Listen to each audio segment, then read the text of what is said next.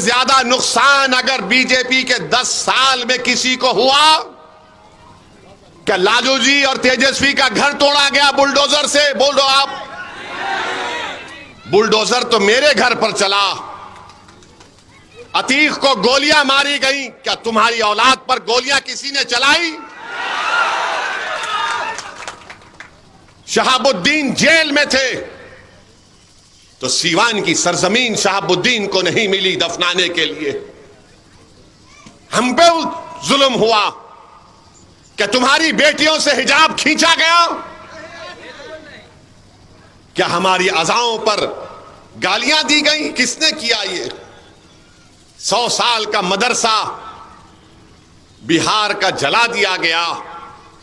बताओ आप कौन है deputy chief minister? Tejashwi Yadav है। अरे तुमको अगर इतना वोट की फिक्र थी तो तुम जाते उस जले हुए मदरसे का मायना करते। तुम नहीं गए।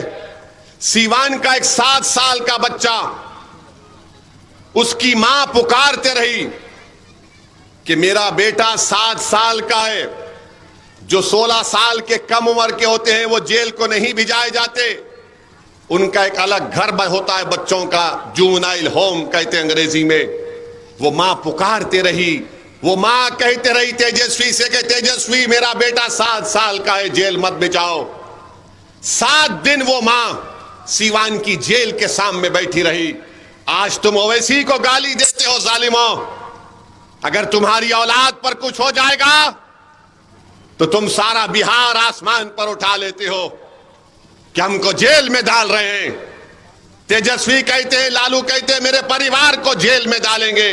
तुम्हारा परिवार को जेल में डालने की बात तो जेल होगी, और मेरा बेटा जो 7 साल का 7 दिन जेल में था उसकी तकलीफ नहीं होगी? तेजस्वी बोलो। तुम डिप्टी चीफ मिनिस्टर थे, तुमने क्या किया? तुमने हमारे 4 जर खरीद गुलामों को तुमने खरीद लिया, जमीर फरोशों को। उन्होंने जमीर बेचा और तुमने उनको खरीद लिया। और एक ऐसा एमएलए है हमारा जिसको इन्होंने खरीदा। कितने में? उसको मालूम हुआ कि उसको 70 लाख या 1 करोड़ रुपया दिया गया। वो जाकर अपना ईमान बेच दिए और दुबई में होटल खोलते हैं। वो दुबई में होटल खोला। होटल का इनॉग्रेशन करवाया क्रिकेटर अजहरुद्दीन से। और आपको मालूम होटल का नाम क्या रखा उसने?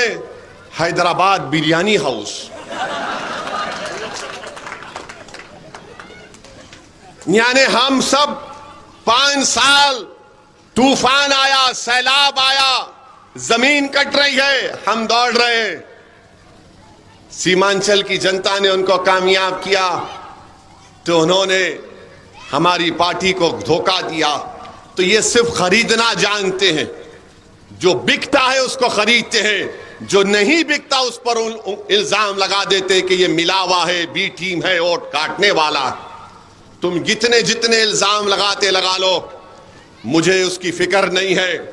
क्योंकि जब हम सब दोबारा जिंदा किए जाएंगे उस वक्त ये जो इल्जाम लगाने वाले हैं, तुम तैयार रहना, अल्लाह के दरबार में तुमको जवाब देना पड़ेगा। जब मुझे कोई फिक्र नहीं है, अल्हम्दुलिल्लाह मुझे कोई फिक्र थी ना रहेगी। तुम्हारे इन झूठे इल्जामात की मैं परवाह भी नहीं करता। बल्कि सुनो राजद और कांग्रेस के लोगों, तुम्हारी झूठ को मैं अपनी जूती पर भी नहीं रखता हूं। तुम सिर्फ झूठ बोल सकते हो।